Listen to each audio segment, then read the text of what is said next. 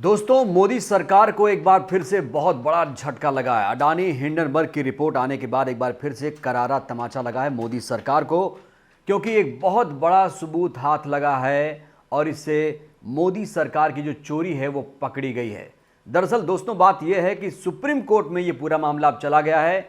Hindenburg की report पर यह मामला अब सुप्रीम कोर्ट में चला गया है और इसमें 4 याचिकाएं लगाई गई हैं सुप्रीम कोर्ट में, जिसमें बताया जा रहा है कि एक याचिका एमएल शर्मा जी की है, दूसरी विशाल तिवारी की है और तीसरी जया ठाकुर जी की है और चौथी सोशल वर्कर हैं, सामाजिक कार्यकर्ता हैं मुकेश कुमार, इनकी याचिका लगाई गई थी। और जानते हैं इस याचिका में हुआ क्या।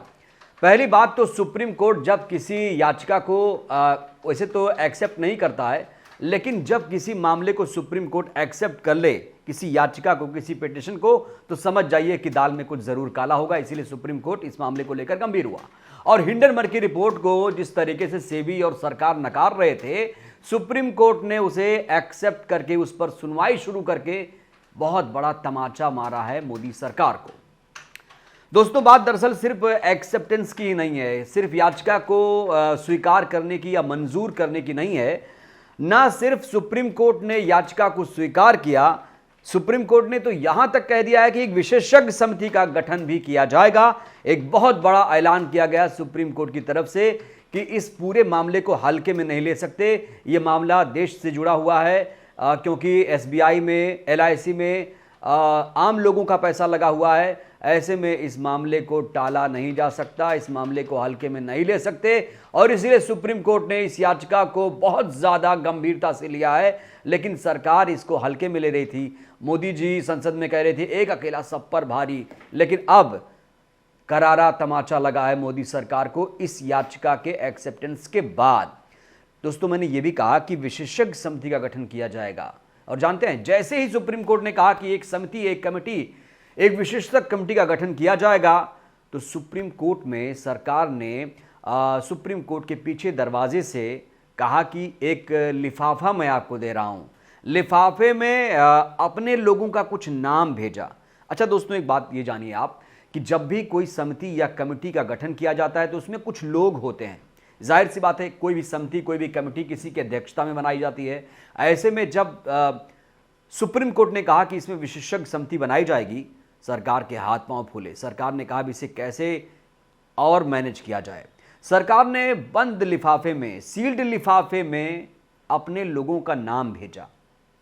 सुप्रीम कोर्ट ने कहा खबरदार, ये लिफाफा हमें नहीं चाहिए, क्योंकि हमें पारदर्शिता के साथ जांच करनी है। ये मामला आम लोगों से जुड़ा है और जिस तरीके से लीपापोती की जा रही थी सेबी की तरफ से, सरकार की तरफ से, सुप्रीम कोर्ट ने यहां पर बहुत बड़ा तमाचा जड़ दिया है मोदी सरकार को। दोस्तों, अब बड़ा सवाल यह है दोस्तों कि ये कमेटी आखिर करेगी क्या? कमेटी करेगी क्या? इस कमेटी में क्या क्या देखेगी? ये कमेटी कैसे जांच करेगी? ये कमेटी दरअसल देखेगी ये कि स्टॉक मार्केट के रेगुलेटरी मैकेनिज्म में फेरबदल की ज़रूरत है भी या नहीं।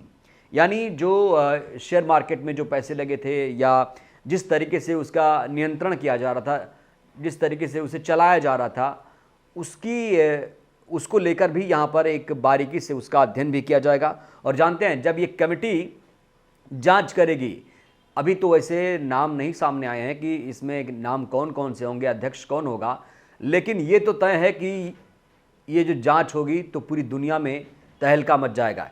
हिंडनबर्ग की रिपोर्ट से अलग तहलका और सुप्रीम कोर्ट की जो कमेटी है उससे अलग तहलका मचने वाला है। पूरे देश में बवाल खड़ा हो जाएगा, क्योंकि जिस तरीके से अडानी की लोकप्रियता गिर रही है, उससे साफ तौर पर अंदाजा हम लगा सकते हैं कि ये रिपोर्ट हल्के में नहीं ले सकते। ये रिपोर्ट मामूली रिपोर्ट नहीं थी।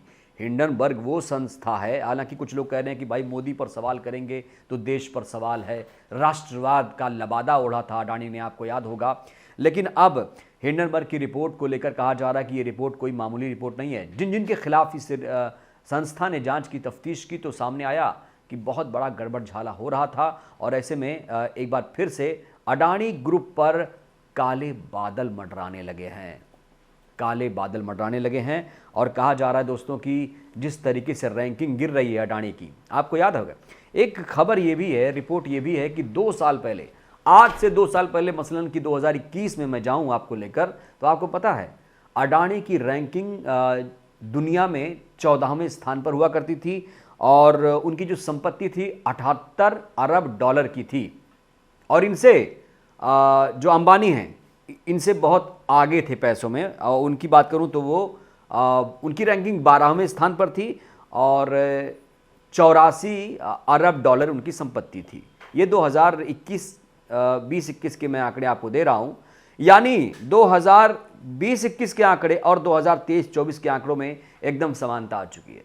ये कैसे हुआ? ये हिंडनबर्ग की रिपोर्ट आने के बाद हुआ, क्योंकि आपको पता है कि अडानी की रैंकिंग पूरी दुनिया में तीसरे नंबर पर थी।